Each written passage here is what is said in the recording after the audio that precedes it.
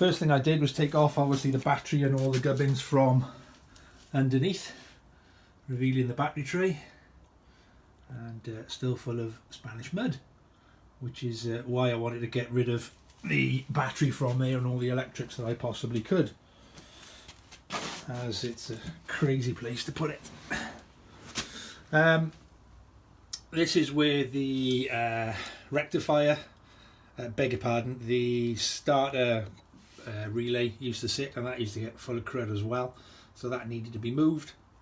And this was the brass pole I was talking about, that is a boosting charging connection, and there used to be a lead that ran from there around the other side to the rectifier to allow you to jump start and charge through the rectifier to the battery, as I understand it. Again, thanks to Alan Gatt for his explanation of not needing that circuit at all when I move things. So what did I do and where did I put it?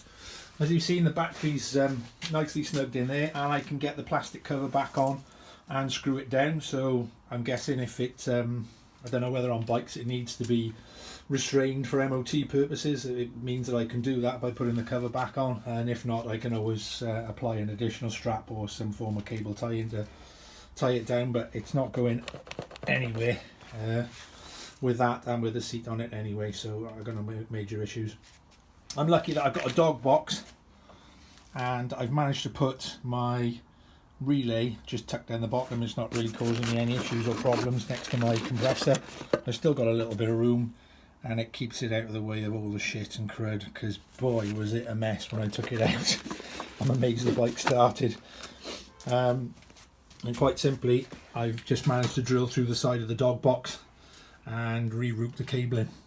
First thing I did of note, for using the existing wiring that I had, because I didn't want to lengthen or make any changes to the wiring. If you can see here, you used to have two earth straps. The actual earth strap, when the bike was at the front, the battery was at the front of the bike, beg your pardon, the earth strap used to be on this one, and all I did was move it across to this position to allow me more cabling, and that was one of two cables that are the same as this, and they were to run from the underneath of the bike to the charging pole, and then obviously I've only used one of them to run up inside the frame, which I have yet to cable tie and clip out the way, so don't shout at me for that. But there was enough room to go clear up underneath, and then to bring it up into the battery tray. And I went in through the middle for each run, because well, I went into the middle on the second time around, because the first time I thought, oh great, we can go straight to the terminals either side. However, this gap, as you will all know, as I didn't realise, is where the seat will sit down to lock forward into the frame, so you can't really put it there. But I managed to get it in, and I can still access underneath to get all me ECU remapping bits and bobs, and all I've got is some heavy density foam underneath separating the two and giving a place for the fuse to rest there for the charging relay. So the first thing I did was that. Secondly, I've got a temporary bit of insulation on this. I'm going to shrink wrap it when I have the chance before I put it back together, but I just wanted to prove the theory of what I was trying to attempt. The second thing I did was move the starter motor power line, and that comes from the other side of your starter relay down there onto the side of the starter motor. That's effectively the live side, if you like, from your battery via your starter relay.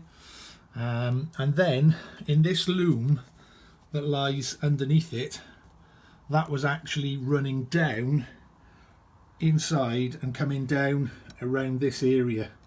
So all I did was pulled it back up through this area to the front of the bike, where it actually joins in amongst all the back of the radiators and towards the headstock, laid it out flat along the side of the bike, and realised that there was two wires that go from this loom across to your rectifier.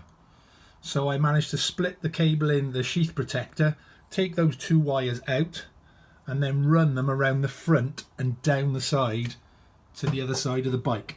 So I then temporarily put insulation tape back on just to prove the theory and will protect it properly when I get chance. But you will see that the wires run,